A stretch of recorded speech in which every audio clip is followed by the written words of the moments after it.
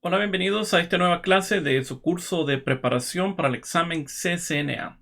En esta clase hablaremos acerca de modelos de networking o modelos de referencia. A medida comenzó a surgir todo este proceso de networking, comenzaron a crearse redes en los diferentes gobiernos, en universidades, en diferentes partes del mundo, ahí remontándonos a la época aproximada de 1950 en adelante. Cada uno de estos fabricantes pues comenzaron a crear su propio modelo de networking, es decir, su propio esquema de reglas, sus propios documentos para poder intercomunicar diferentes dispositivos de red, diferentes computadoras.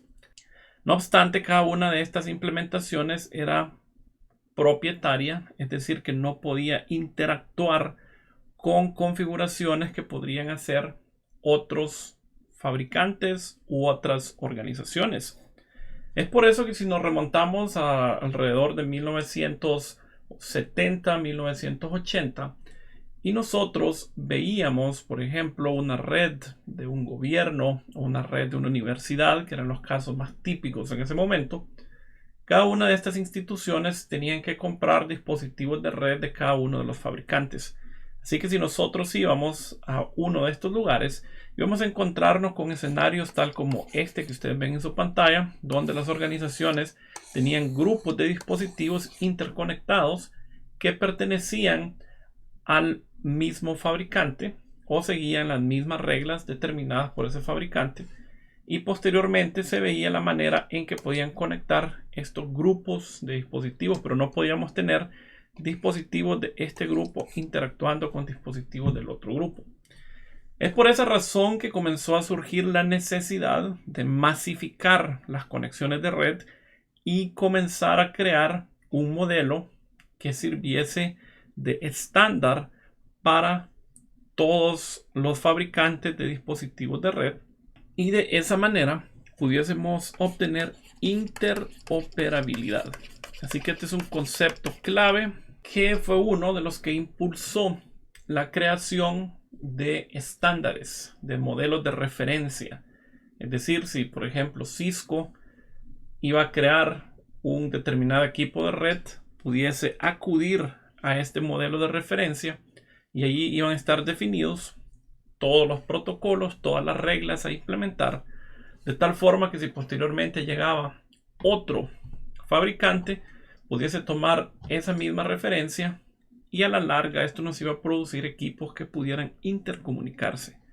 Así que a medida fue avanzando el tiempo, y en la década de 1990, aquí básicamente se plantearon dos iniciativas. En esta época, entre 1970 hasta 1990, comienzan diferentes organizaciones con este proyecto, y hubo dos organizaciones que sobresalieron. La primera fue ISO, que creó un modelo que se denomina OSI.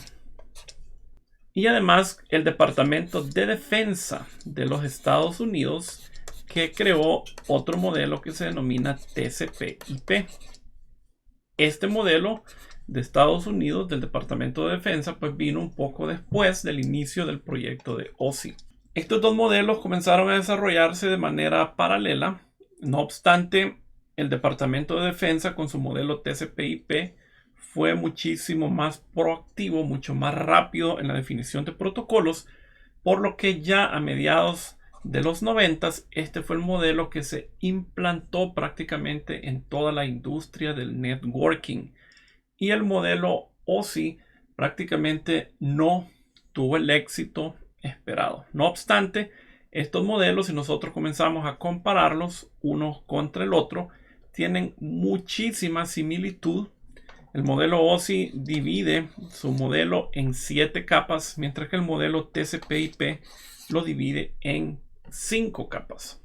Así que a mediados de los 90 nosotros comenzamos a ver cómo TCP/IP comenzaba a volverse popular, y a pesar de que todavía existían grupos de redes que estaban utilizando otro tipo de modelos, TCP/IP comenzó a ganar auge, y prácticamente en la actualidad TCP/IP es el modelo de facto que prácticamente todos los sistemas operativos, todos los equipos de red soportan. En el examen oficial de CCNA, el énfasis se hace sobre TCP/IP.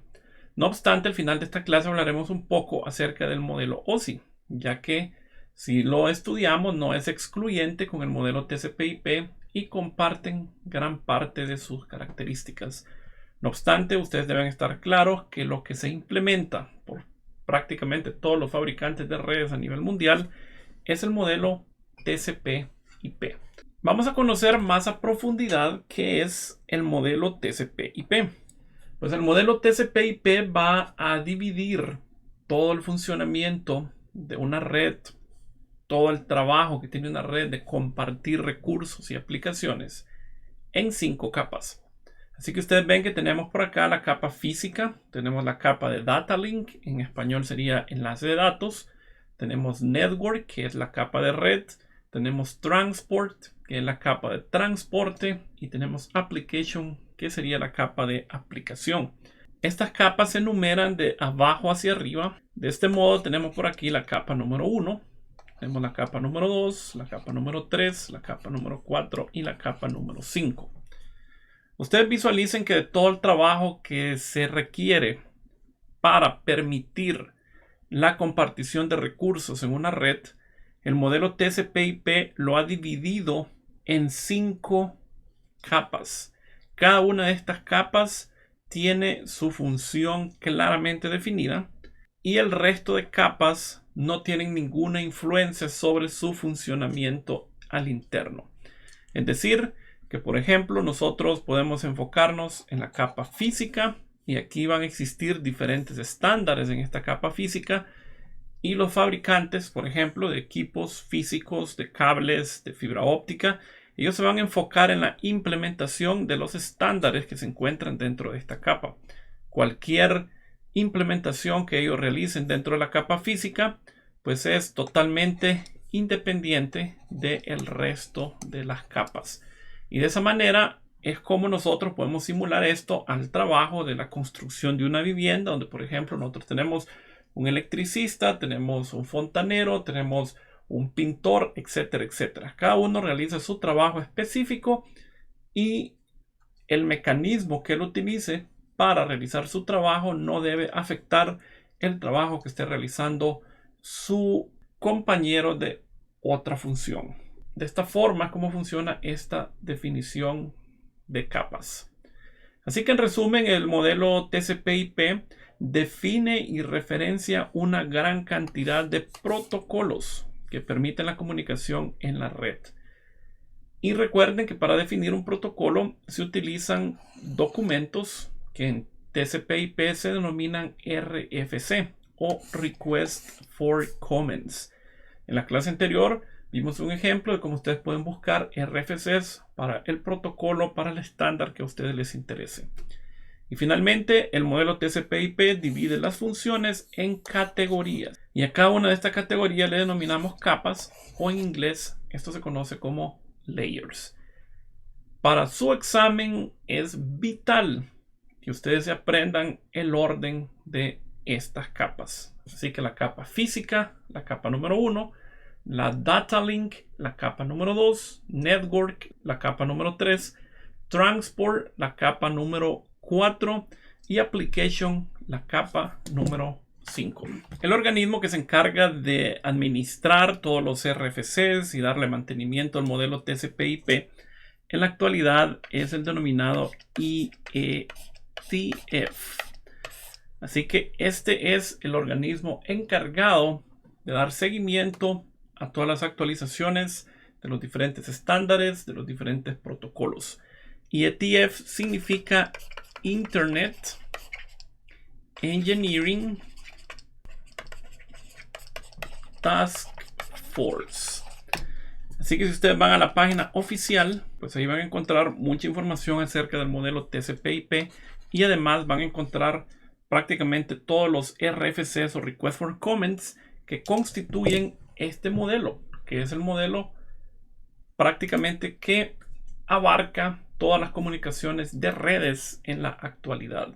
Existe un RFC, que es el RFC 1122, que hace un cambio a la estructura de 5 capas y prácticamente ha unido las últimas 2 capas, es decir, la capa 1 y la capa 2 se han constituido en una sola capa.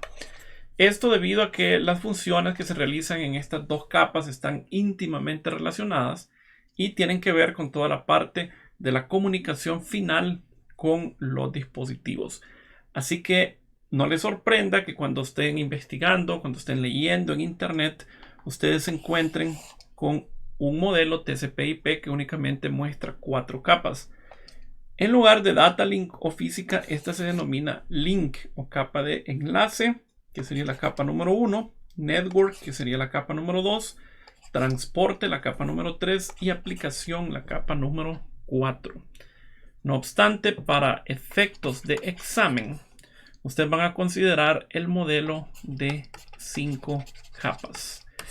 Cualquier pregunta que les hagan respecto a la cantidad de capas, ustedes van a basarse en el modelo por defecto que contiene 5 capas. A menos que se haga referencia acerca de la variante, se va a considerar el RFC 1122, que únicamente considera 4 capas, ya que ha unido la capa 1 y la capa 2, como mencioné hace un momento.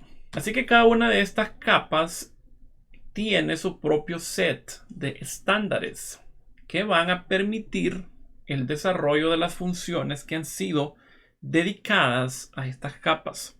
Aquí vemos alguna lista, algunos ejemplos de estos protocolos que ya son estandarizados que ustedes van a encontrar en cada una de estas capas. Por ejemplo, en la capa de aplicación vamos a estar hablando de protocolos como HTTP, que es todo lo relacionado con aplicaciones web, con páginas web. Tenemos POP3, SMTP, que tiene que ver con correo electrónico, con el envío y recepción de correo electrónico. Si vamos a la capa de transporte, aquí vamos a tener protocolos como TCP y UDP. Luego tenemos la capa de red, que es donde vamos a estar hablando de IP. Aquí es donde viene toda la parte de enrutamiento, toda la parte de direccionamiento IP. Así que esta es una de las capas más interesantes y en las cuales vamos a invertir una muy buena cantidad de tiempo próximamente, ya cuando lleguemos a las secciones prácticas, donde vamos a realizar diferentes topologías, laboratorios, ya que es el énfasis del curso que ustedes desarrollen su habilidad en el CLI para poder hacer la configuración de diferentes tipos de redes. En la capa de red también vamos a encontrar a protocolos como ICMP. Si ustedes han realizado algún PIN, algún traceroute, todas estas funciones utilizan este protocolo que se llama ICMP. Y luego tenemos la capa de data link y la capa física. Aquí es donde tenemos a Ethernet. Tenemos al protocolo 802.11, que es el protocolo de wireless. Ethernet es el protocolo 802.3. Así que estos son los protocolos con los que vamos a estar lidiando en cada una de estas capas. Así que aquí tenemos la capa 1 y 2, tenemos la capa 3, tenemos la capa 4 y por aquí tenemos la capa número 5. Así que este es el modelo TCP/IP propuesto por el Departamento de Defensa de los Estados Unidos y mantenido en la actualidad por IETF. En la próxima clase iremos una tras una, capa por capa, analizando cuál es la función general, ya que es vital que ustedes manejen esta información para su examen CCNA. Así que muchas gracias y los espero en la próxima clase.